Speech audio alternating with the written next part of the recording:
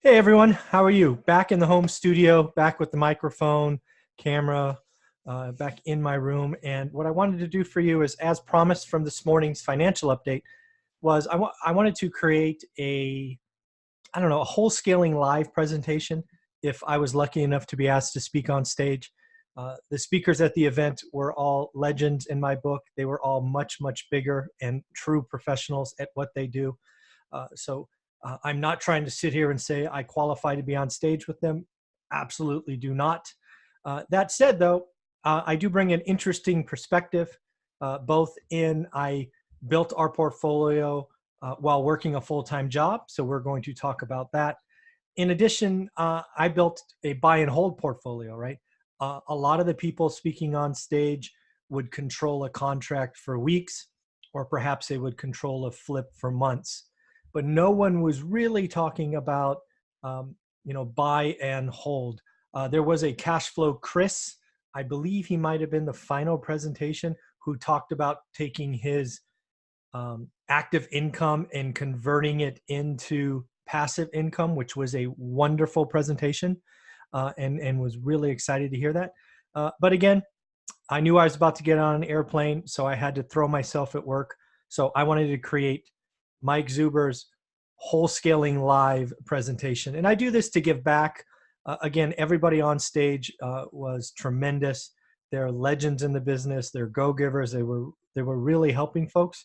And I want to do my little part to see if I can't give back to the Wholescaling community in some way. So without further ado, let me share my presentation, which again, I created on the flight home from Houston. Okay. So again, I built this presentation under the guise of, hey, maybe Elizabeth or Charles or someone in the organization said, hey, maybe we had a speaker back out or we created an extra spot. We'd like you to come up and talk about your business, right? The one rental at a time story, but do it into the guise of, hey, you've heard a lot of the presenters already. You know what they're doing. Let's make sure we continue the positive momentum. So I put this slide together. So I thought I would highlight why I created the presentations. Each of these bullet points will be their own slide. But again, why did I create this presentation? I'll talk about some of the takeaways I had from the experts that were across the stage over 3 days. But again, remember the lens that I'll be looking through these are as like a full-time employee or a buy and hold landlord. I will share some key messages that I hope the audience takes away from my talk. I'll talk about being a cash buyer, right? A lot of the wholesalers running across this stage and doing tremendous business. I'll talk about it from the buyer, right? As someone who routinely buys from wholesalers, what am I looking for?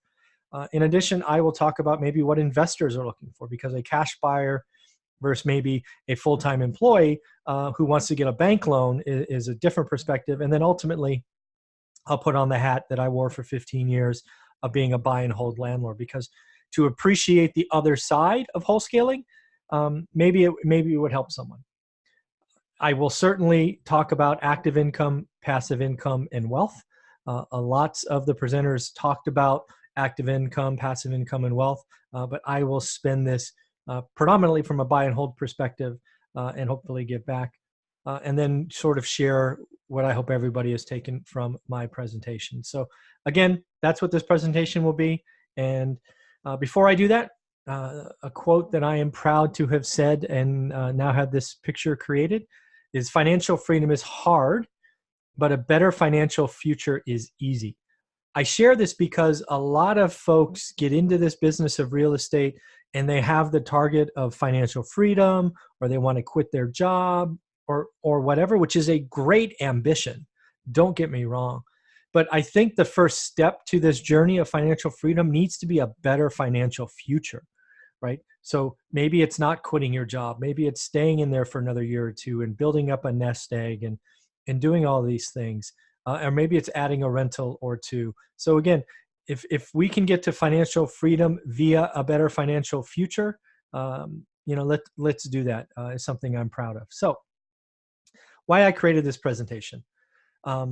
I love to give back, obviously create daily content on this YouTube channel, and specifically love to get back when I'm given to.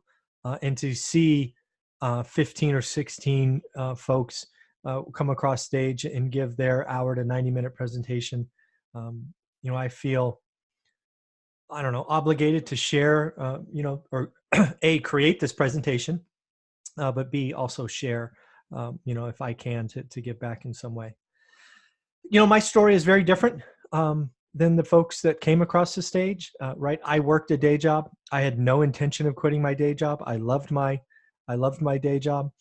I was in it. Our journey took 15 years, and now it's been nearly 20 years of one rental at a time that ultimately gave us the financial freedom to leave the workforce.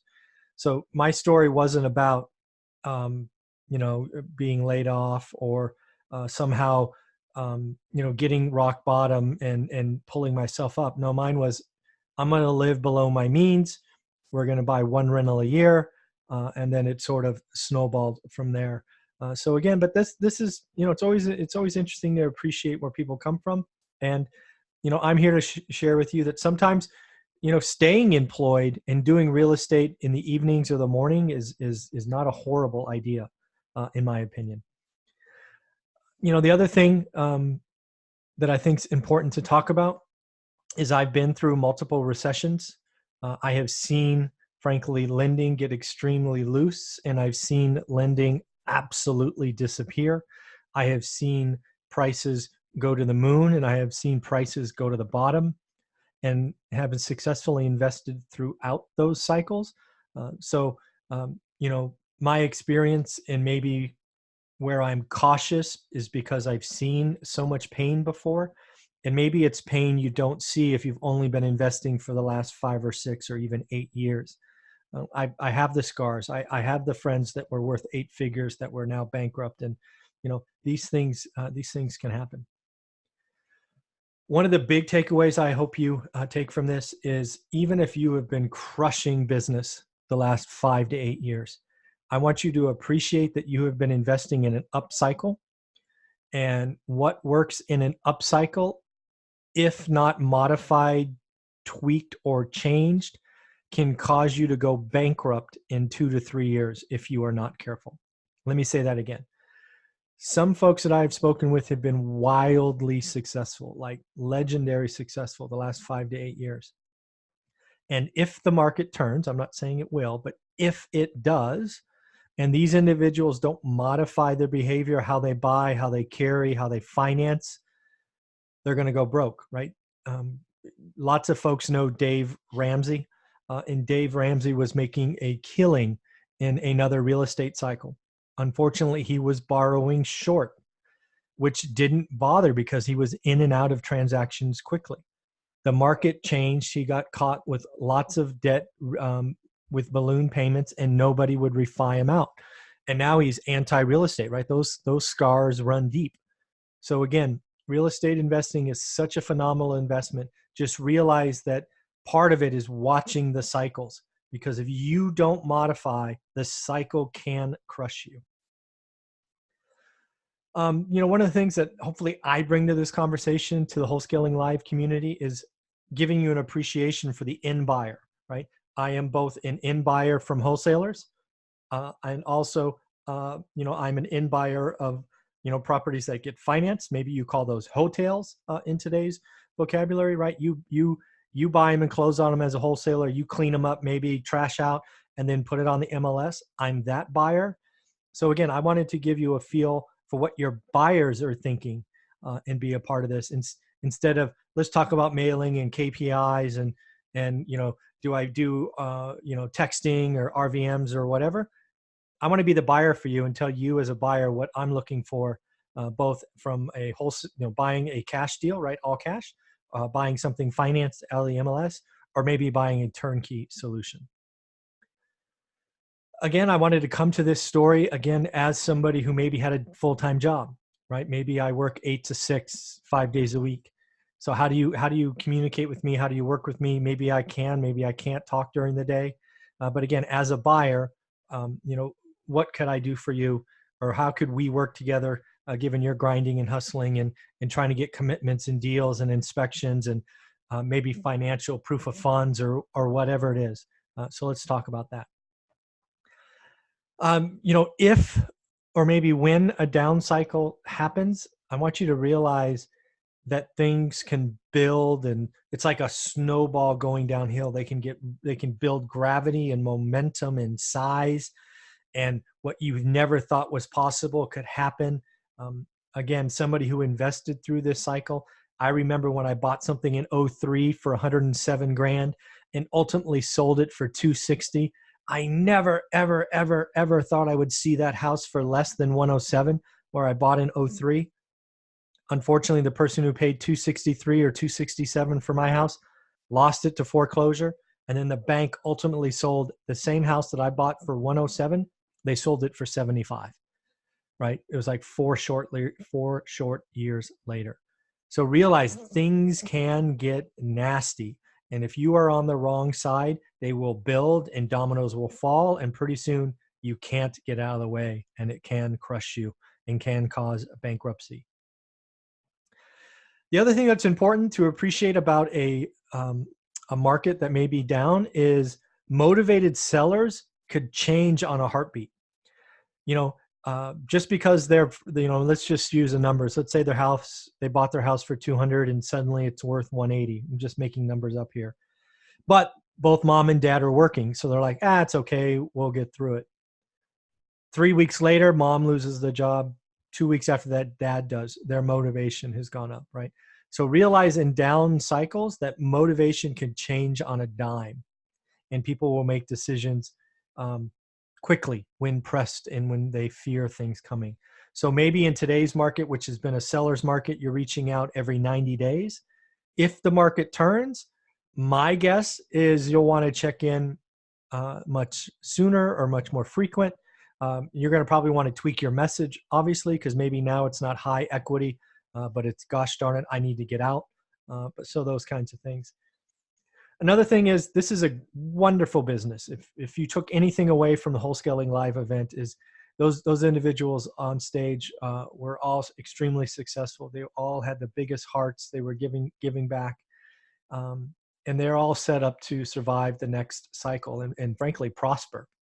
So realize that if you want to be in this business long term, not only do you have to be good at something, right, wholesaling or flipping or buying notes or whatever that is, but you also need to keep an eye on the cycles so that one changing market cycle doesn't crush you.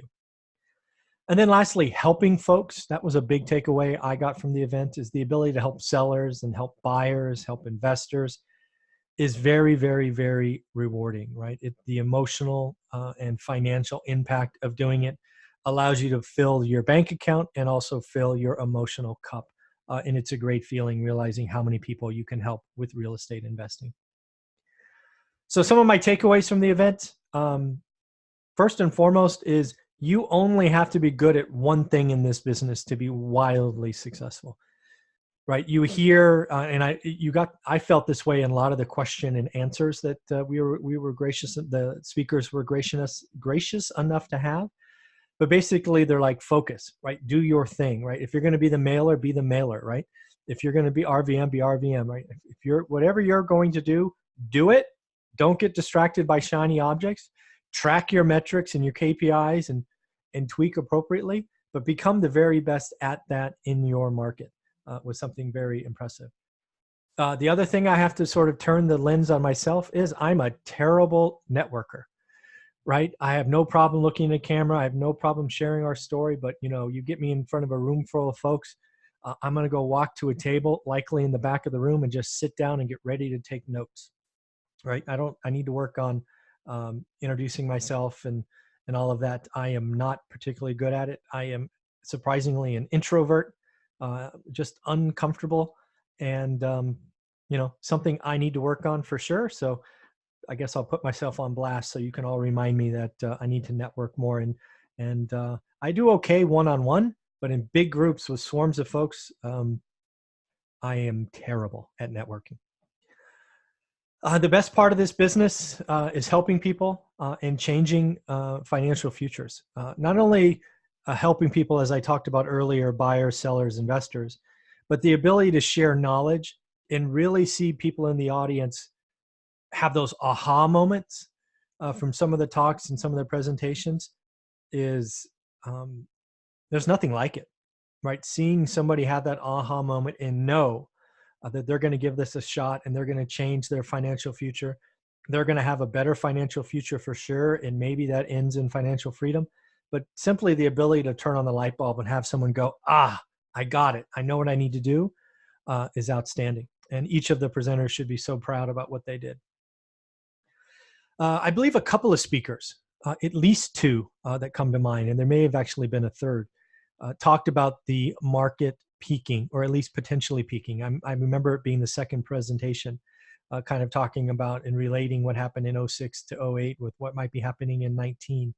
And then the talk was, okay, well, what do you do, right? Do you get small? Do you conserve cash? Do you change your buying, right? All of these things that you need to appreciate. If the market is about to be turning, you need to be careful. Maybe not carry as much inventory. Maybe do lighter flips. I happened to see a Max Maxwell video the other day talking about just doing cosmetic flips. I think that's genius because it's quick, right? You're getting in and out. Another go-giver there. The other thing I took away is it's very clear that if you ask, you can actually get 100% financing from private money. Historically, if you followed this channel, I've only ever gotten financing for the purchase price, and then I have funded the repairs all myself. But there were some very successful and just monsters out there getting 100% financing, right? We heard from Don Costa talking about getting 100% financing in one part of his story, and then him spending doing 1 million pieces of mail, right, postcards, and then having 100K and 200K profit months. And again, he doesn't have any of his money in the deals. He has his time and his experience and his people and all of those things. But again, 100% financing, and maybe I need to change what I'm doing. I'm not sure, but that was so eye-opening, and always applaud Don for what he does. Building a team, right? Employees can really take yourself to the next level. To hear everybody talk about their teams or their virtual assistants was very impressive. I still know that one of the things I know I don't want is a team. I don't want employees. I don't want complexity. Happy to give and help and all of that. But it's interesting to see that with scale in size, assuming you're managing KPIs and all of that, you can really grow your business. I believe there was a speaker that talked about when he or she, it might have been a she, talked about hiring a operations manager and their business tripled, right? Steve Trang talked about A players pay for themselves, right? Can you afford a $40,000 operations manager? No, wrong idea. You should think about it as a 1-month trial and see if your business doubles or triple. And again, Steve Trang giving us a couple of great presentations was fantastic of him. Most of the new investors in the market are finding motivated sellers. That was a big conversation, right? Is they were on the outbound or the reach looking for motivated sellers. They're talking about mail and direct mail and texting and RVM and driving for dollars and door knocking and networking and all of that. I bring that up because one of the speakers, and it happens to be the area that I am at least average at, was focused on finding buyers and investors, right? And I thought that was a very unique spin. I'm glad he was there to give that story. And again, it's something that this channel has allowed me to do, was find buyers and people that have full-time jobs and like, hey, I want a cash flow property, help me out. So maybe that's something where this channel can go, and maybe I can grow and network with folks. So finding buyers and figuring out what they want and all of those things was very exciting because it's something that I enjoy. It's something that allows me to sort of bring my experience to. And I don't have to have a team for that, frankly, which is exciting to me. Again, real estate investing, I've said it 3 different ways already, but it can change people's lives, right? People in the audience were having light bulb moments, I call them, where they're just like getting it. People on stage changed their lives, changed their family lives. Many people on that stage were building legacies to change their children's lives. And to see that the ability with real estate investing, and again, real estate investing is not one of these things that you can only do in your 20 or 30 or 40. It's something you can do your entire life. It doesn't have an age limit other than 18 to sign contracts. Was pretty spectacular. And, the other thing is real estate investing has some of the nicest, most genuine people who really care about others. Everyone at the event was talking about how to get a hold of them or follow them or call them or, send them an instant message or a message on Instagram or email. And all of them were willing to help. And you just don't see that in other areas. I've been around the block in technology and sales. And, you're not usually open to helping somebody that could be competition and things of that nature. So um, I'm always floored with just the quality of people that seem to stick in real estate because of character and willingness to help and all of that. So my message for the audience, again, in this Wholesaling Live presentation is that market cycles are real. If you've only been working and you've been crushing it in the upcycle, I suggest you check yourself, right? You check your business, you tighten it up. Ask yourself what would happen if your exit was off by 5 or 10%. What happens if your lending shuts down? If you're doing BRRRR and suddenly banks don't want to lend, or the ARV or seasoning periods. I have seen markets collapse. I have seen ridiculous lending standards come out of nowhere. I have seen lending turn off for quality assets and quality investors. Just realize if you get too far out over your skis and the environment changes, ouch, that could hurt. You could become your own motivated seller. So be careful. I wanted to, as a full-time employee or investor, I wanted to share what I would look at, right? As a full-time employee, when I was buying, right, if we go back to 2003, it didn't have to be perfect, but it had to be pass inspection and it had to appraise. I was buying value, right? The first house I bought for 107, I've mentioned it already. It needed about 10 grand of work. Back then, we really weren't talking about ARV, but I certainly forced equity, right? It was probably worth 125 after I did those small repairs, meaning ripped out carpet, painted, just really, really, really, really simple stuff. But that's what it was. In today's market, right? If you were going to sell something like that, you would probably have to sell it to a cash buyer first at a discount because appraisals and inspections are so picky today. So you have to know that. So today's environment, right? It has to be a clean, right? Almost turnkey property, right? Everything has to be fixed and dialed in, but you'll get those big appraisals and you'll get the FHA buyers with 3.5% down. So realize what you're looking for. As an investor, what I was always interested in is, in the beginning, I would simply say, will it cash flow? Today, I say, does it produce a yield? What I mean by yield, if you follow me, it's how much down payment, repair costs, closing costs is the denominator, and the numerator is how much expected yearly cash flow once rented. Because I want that to be a positive number, ideally, or it has to be, because I don't want alligators or negative cash flow. But also, I want that to be a decent number, right? Somewhere between 5 and 7%. Right? As a cash buyer in today's market, one of the things that, again, I look for as a cash buyer is I don't want to compete with flippers, right? Flippers who have their process dialed in and they're buying the same 3-bedroom, 2-bath, 2-car garage in the same area over and over and over and over again, right? And people who are flipping to owner occupants who can squeeze out the last dollar of profit. They can overpay, or at least they can outbid me. What I am, because I am buying stuff to rent or be a landlord, I want the stuff that's maybe semi-busy street. Maybe it's in an industrial area. I want that stuff where no owner occupant will ever want to live.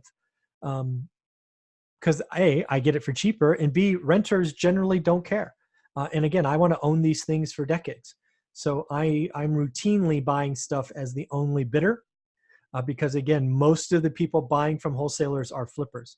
So if you happen to be a wholesaler in Fresno or Madera, California, or come across something and you're having difficulty selling it to a cash buyer who wants to flip, you should call me or reach out to me on this channel, leave a comment, whatever you want, because it's likely because it's an oddball, right? It's a yeah, but, right? Yeah, it's a great house, but it's on a busy street. It's a great house, but it backs up to a supermarket. Yeah, yeah, buts. Yeah, buts are great properties to be an investor in if you want to be a landlord. They're not great if you want to be an owner occupant, right? And if we go into a changing environment, the yeah buts are going to be really, really hard to sell, right? Oh, that's a great house, but yeah, but it's on a busy street, or that's a busy house. Yeah, but it needs new windows or whatever. So as a landlord, I will buy those all day long. This the meaningful passive income, right? We talk about 100 a house or 200 a house or $300 a house or $400 a house. It takes a while for that little drip, right, to build and build and build over time. For us, it took 15 years to get to a point where it's like, you know what? We don't have to get up and do the daily grind anymore. It's absolutely possible. And again, it took us 15 years to be free, but we had a better financial future lined up after 4 or 5 years, right? We had probably 7 or 8 properties by that point that, if we didn't do anything else, would have given us a better retirement and the like. So in the end, realize that these passive income is great. Everybody should go after it, because active income is the most highly taxed. It's just another form of a job. But passive income slowly built over time can change your future. Here's a big one. The lending environment can change on a heartbeat, both good and bad, right? I remember getting loans extremely easy.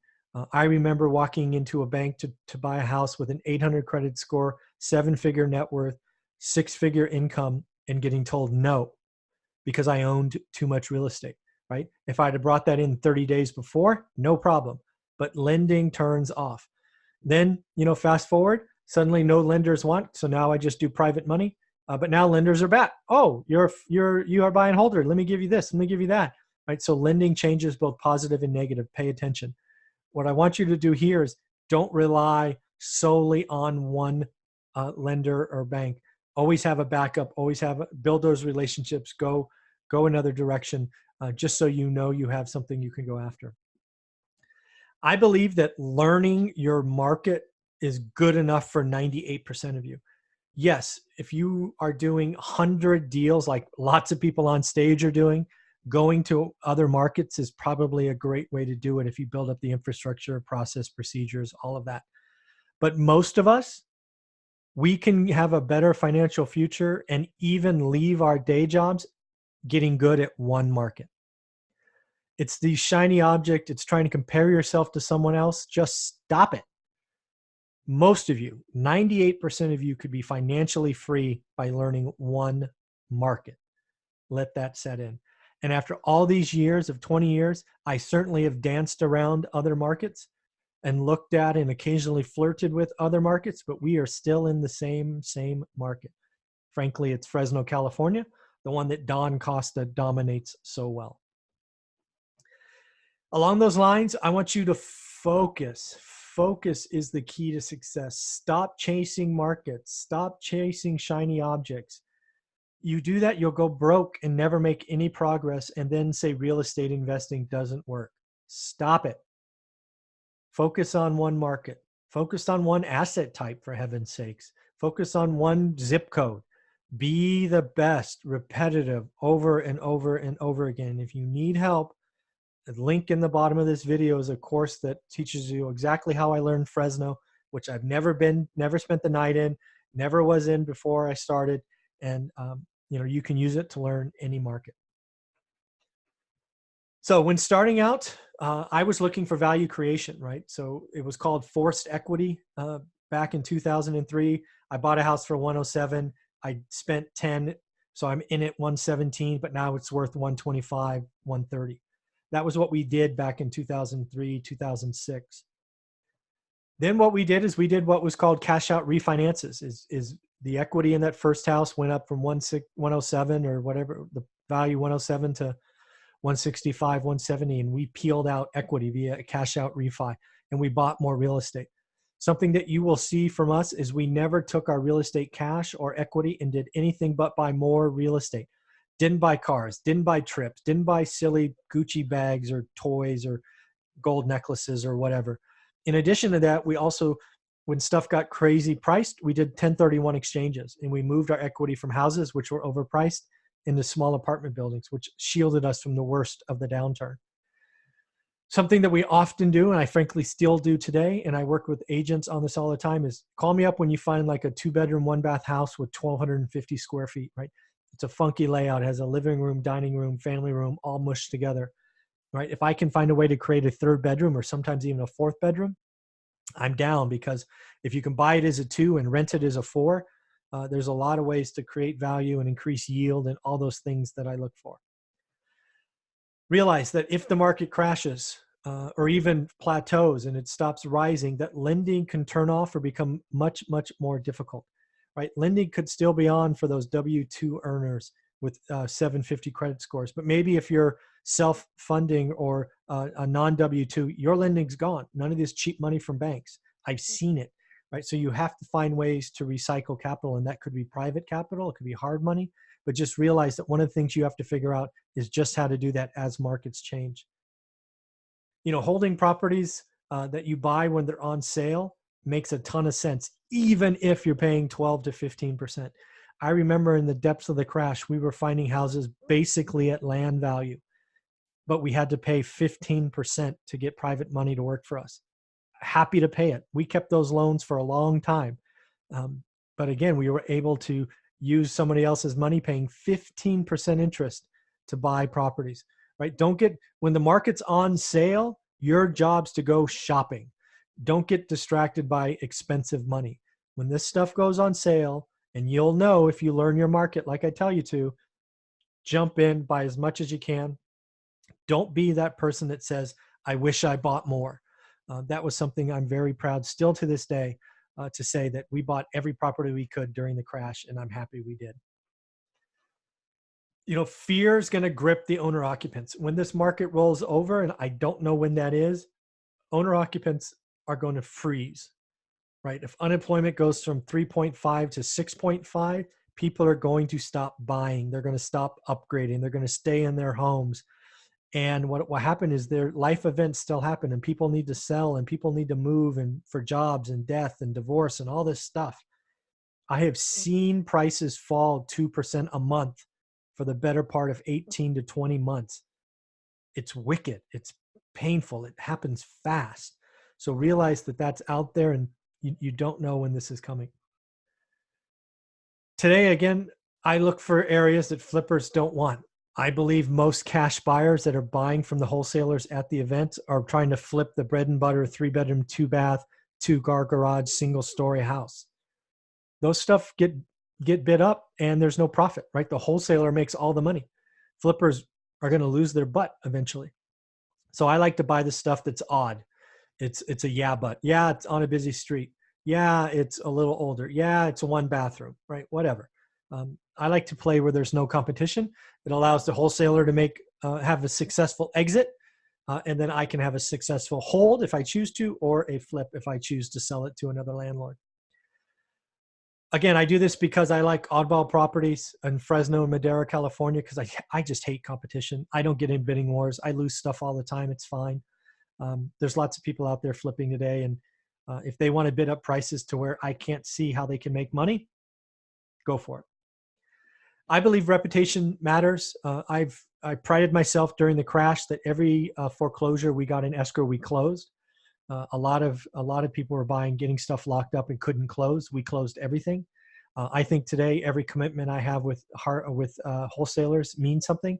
I've closed on every deal with wholesalers that I've gotten into. I like being a known quantity. I value my reputation. These are just things to think about. Lastly, no one deal is worth my reputation. If I get into something and it gets a little wonky and the wholesaler says the seller wants to back out, fine. I'm not going to blame anybody. Life happens. I sell stuff occasionally today as I flip, and if people back out, it's fine. No big deal. Frankly, anytime money's involved and you're working with a new person, they might lie to you. They might tell you a story. They might over-exaggerate. Just take it, move on. Right? This is a people business you've chosen to be in. So realize that once money gets involved, some people get weird. So active income, passive income, and wealth. Many people preach freedom, but only chase active income. I can't tell you how many conversations I overheard in the last 3 or 4 days about people wanting to be this monster wholesalers because they wanted to leave their job. If you're just going to go from one job to another, yes, you can call yourself the CEO. I get it. Yes, it's your baby. I get it. But staying only in the active income arena forever, it's just another job. It's another golden handcuffs. It's whatever you want to call it. So realize that if you really, really want freedom, you need passive income. One of the things that I truly believe is I believe too many people quit your day job too early. You should be busting your butt during the day job, working 8 to 6. I did it. I traveled all over the world, but you can be building experience. That's awesome. Off hours, morning, evenings, weekends, sacrifice some sleep. The ability to learn a market and learn real estate off hours while you still have a day job is a way to reduce risk. It's a way to build confidence. It's a way to get the entire ecosystem around you on one page versus coming in and saying, honey, I'm out. I'm going to go do this full time. I'm going to go buy a bunch of envelopes and stamps and see what happens, right? So use the power of a day job to fund your experience and your gathering, and just go for it. You do not have to go full time in this business, right? We built a portfolio of rentals over 15 years, and we never left work. It's absolutely possible. You can be a wholesaler off hours. You can be a flipper if you have the infrastructure and team behind you off hours, right? You don't have to go full time and risk everything day one. Get some experience, proof of concept, prove it works, figure out which part of this crazy business you want to be a part of, and then, and only then, go for it. Something that's important is buy and hold works. I know it's not sexy. I know it's not the 100K checks we heard about. I know it's not $100,000 profit every month, as some people talked about. I know it's not $4 million a year. But if you want freedom, like some people talk about, buy and hold works. I know it's slow. I know it takes time. But I promise you, buy and hold positive cash flow properties, affordable, conservatively financed, can work. If you are flipping or you are wholesaling, I suggest the sooner you can keep 1 in 4 deals, the wealthier you're going to be long-term. First off, you're going to have depreciation. You're going to be able to take some phantom depreciation, write it off against your income because you're a real estate professional. Then once you do 1 in 4, eventually get to 1 in 2. The ability to cherry pick which deals you want to keep, realize that you are in the catbird seat to build the best portfolio of rentals of anyone. The fact that more don't do it is shocking and maybe even a little disappointment. But again, work. Maybe it's year 2 or year 3 where you keep 1 in 4 deals. Make it a goal. Freedom. If you really, really, really want freedom, it comes from holding assets that appreciate over time, that produce income. Remember Rich Dad, Poor Dad? It's because he held assets. It wasn't because he was the biggest wholesaler or flipper around. It's because he held that condo in Hawaii and she had that condo, I think, in Portland or wherever it was. So again, it's not easy. I mean, I guess it's easy, but it takes time. All right. So cash flow just builds slowly over time. True wealth, generational wealth, your kids' that comes from owning assets. And I'm sorry, it's going to take time. It'll take you at least 10 years to build that 7-figure equity position. But heck, you're going to be doing this for a long time anyways. Might as well keep 1 in 4 and build that legacy wealth so your kids' have their college funds paid for and all of that. Stop chasing and start focusing. Stop bouncing around from this to that, to this to that. Focus on a market. Focus on an avenue. Get good at it. Execute, tweak, execute, tweak. Become the best at it in your market, and success is right around the corner. So my hope for the audience is I believe success in real estate investing comes from confidence in oneself. That's why I talk about learning your market, is I think as you learn your market, you build confidence, and with confidence, you make solid steps. I believe lots of new investors don't get their first deals for 9 to 12 months. Can you hold on that long? Are you willing to stay that confident for that long and not getting a check for 9 to 12 months? Plan for it, build for it, execute, execute, execute, learn, and then watch success come as you move forward. Don't confuse big checks with actual profit. That's a big thing you see on all these flipping shows, is just because they say they bought it for X and they fixed it up for Y and they sold it for Z, the net's not profit. They had closing costs, they had carrying costs, they may have had joint ventures or partners, they have taxes.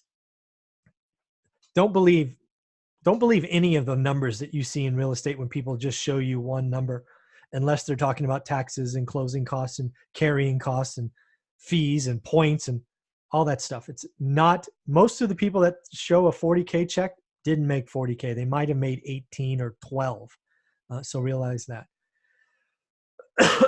Success can come in many forms. You just need to find your niche. Focus, learn, focus, execute, learn, focus, right? Get after it. I believe you can be financially free on 1/10 of the volume that the people on stage were talking about. I was amazed at all the people doing 80 and 100 and 200 deals a year, right? If not more. And I believe most of us in that audience, if we did 1/10 of what they're doing, we could be financially free. So don't try to chase somebody else's number. Don't try to be like someone else. If your number is $4,000 a month to be financially free, go for it. Don't increase your standard of living. Don't buy the new toys. Get after it. Go get that 4K and be financially free. Believe me, bigger isn't always better. Having employees isn't always better. Yes, you can do some amazing things, and we saw them on that stage. But maybe you're like me and you have no interest in having employees. Am I supposed to feel self-conscious and not worthy because I don't want employees and I don't want to hire and I don't want to fire? No, I just have to settle for being smaller. I'm never going to be like those folks. I'm never going to have 7-figure years. I'm never going to have 500K years. That's okay. I don't need that much money, and I don't have overhead. I have fun. I have a balanced life. So realize that. And lastly, everyone can do this, right? You don't have to be like everybody on stage. So in the end, I'm very happy to put together this Wholescaling live presentations. If you happen to like what I've said and you want to know more about me, I did write a book. That's the cover. It's available on Amazon. It's called One Rental at a Time. It's about a full-time employee who bought a house and then bought another, and then over 15 years, built up a decent portfolio and left the rat race. You can find me. Everything I do is one rental at a time. I have a website. I'm on YouTube. This is where this video is likely seeing it. I have Instagram, again, one rental at a time. And if you want to look up my LinkedIn profile, it's just Michael Zuber. And then lastly, if you are a buy and hold investor, you want to learn your market, I am offering you a discount on a course. My course is $199, so it's not that expensive. But heck, if you've seen this video to the end, type in book 20, you save $20. And I even send you an autographed book. I think I got 7 left. So I'll send out 7 autographed books to the first 7 people that sign up. So hopefully that made sense. Hopefully you liked it. Love to hear from you. If you have questions, leave questions below. If you're still watching this, make sure you subscribe, leave a comment. Let me know you made it to the end. So in the end, the folks that brought Wholescaling Live out, thank you, thank you, thank you. You have no idea how many lives you changed, mine included. And until next time, take care.